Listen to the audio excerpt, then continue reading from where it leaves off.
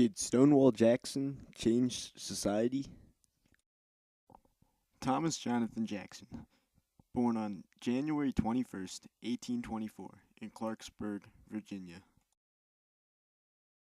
At the age of 18, he received a cadetship at the West Point Military Academy. He worked hard and graduated 17th in his class. He then later fought in the Mexican War, where he worked his way up the ranks from second lieutenant of the 1st Artillery to a major in under 1 year. After the Mexican War, he taught at Virginia Military Institute and then became practically unknown in the military world. Suddenly, the American Civil War erupted and the nation was divided by the North and the South.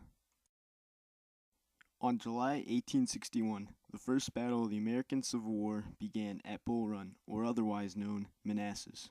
Here at this battle, little-known General Thomas Jackson was showing his bravery on the battlefield and was given the nickname Stonewall by Brigadier General Bernard E.B. announced right before he was killed. There's Jackson, standing like a stone wall.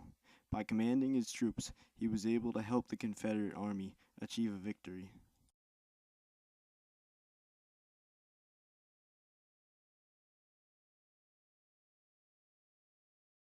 Stonewall Jackson, a newfound hero working alongside General Lee, Longstreet, and Early, were now striking fear into the heart of the Union. Jackson in particular was winning battles left and right and was terrorizing the Northern citizens.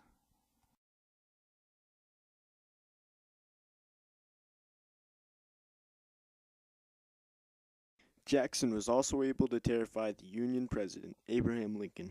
By using fear tactics, Jackson was able to influence the president into thinking that his army was going to attack D.C. Lincoln would then pull necessary troops from the Union Army to protect the capital. Meanwhile, Jackson and his army would be miles away protecting the Confederate capital of Richmond and the Confederate President Jefferson Davis. One of Jackson's greatest military achievements was the Shenandoah Valley Campaign. Not only was the campaign a very great victory for the South, but it was also very important because of the current lack of Confederate troops and the Confederate rebel soldiers. These men deserted and ran away. Jackson then sent soldiers after them to capture and end this rebellion. He even would attack the citizens harboring any runaways. After the rebellion was crushed, Jackson went to the extreme and executed 3 deserters. Jackson finally made the South realize of the shortage of manpower and influenced many of them to enlist.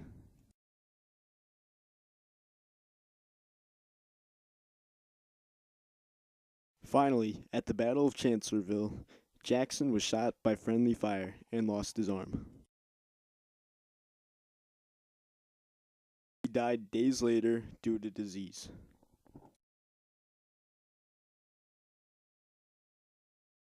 Having Jackson being Lee's right-hand man, Lee felt very sad about this loss. In Thomas Jonathan Jackson's military career, he was able to change the society of both the North and the South in different ways. He is still remembered as one of the greatest generals of all times.